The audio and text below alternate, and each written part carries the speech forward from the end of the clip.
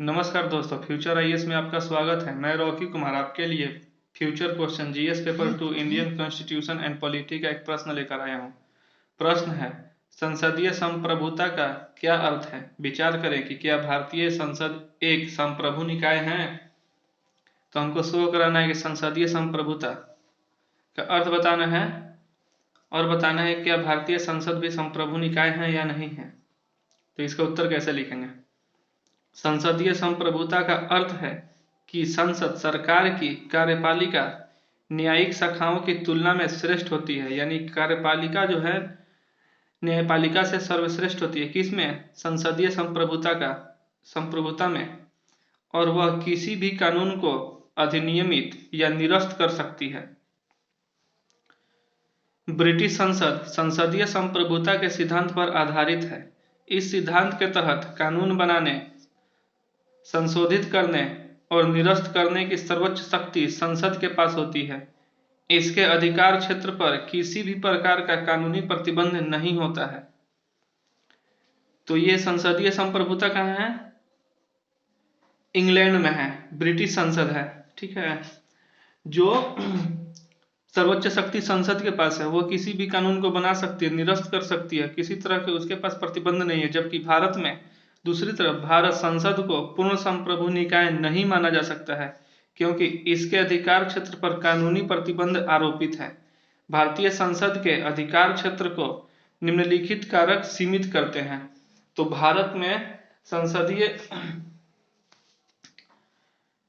संसदीय कानूनी क्षेत्र को क्या क्या जो है अधिकार को क्या क्या सीमित करते हैं, क्या क्या इस पर प्रतिबंध लगाते हैं। तो इसको हम लोग देख लेते हैं। संविधान की लिखित प्रकृति इसके माध्यम से सरकार के तीनों अंग विधायिका, कार्यपालिका एवं न्यायपालिका के अधिकारों को परिभाषित किया गया है। विधायिका मीन्स सारे संसद, कार्यपालिका मीन्स मंत्रिपरिषद और न्यायपालिका मीन्स तो आप जानते हैं जज वगैरह, न्यायिक प्रक्रिया के जो लोग होते हैं। तो यहाँ जो है भारत में क्या है कि विधायिका, कार्यपालिका और न्यायपालिका के अधिकार को परिभाषित किया गया है। अब आगे, सरकार की संघीय प्रणाली। इस सिद्धांत के आधार पर सरकार की विषय वस्तु को संघ और राज्यों के मध्य विभाजित किया गया है। यानी भारत में संघीय प्रणाली है, जिसमें बताया गया है कि संघ का क्या कार्य है और राज्य का क्या है, दोनों का उनके कार्य क्षेत्र को भी बंटवारा किया गया है। अब आगे देखते हैं, न्यायिक समीक्षा की प्रणाली। न्यायिक समीक्षा की शक्ति न्यायपालिका को अतिरिक्त स्वतंत्रता प्रदान करती है तथा संसद की सर्वोच्चता को प्रतिबंधित करती है। यानी भारत में क्या है कि कोई भी संसद जो है वह जो है संविधान के विरुद्ध कोई भी कानून नहीं बना सकती है, और कोई भी कानून अगर बनाती है इस तरीके के अगर न्यायपालिका को लगता है तो वह कार्यपालिका द्वारा बनाए गए कानून को या अधिनियम को वह जांच कर सकती है, और उसे अगर जांच में अगर कुछ गलती पाती है तो उसे निरस्त भी कर सकती है। अब हम कह सकते हैं कि भारतीय संसद ब्रिटिश संसद के समान संप्रभु निकाय नहीं है।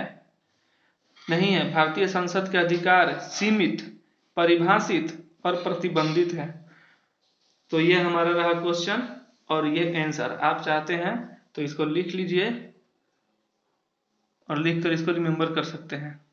और इसी तरह के वीडियो पाने के लिए हमारे YouTube चैनल से बने रहिए। और अगर वीडियो अच्छा लगे लाइक करें, कमेंट करें, शेयर करें, चैनल को सब्सक्राइब करें। धन्यवाद।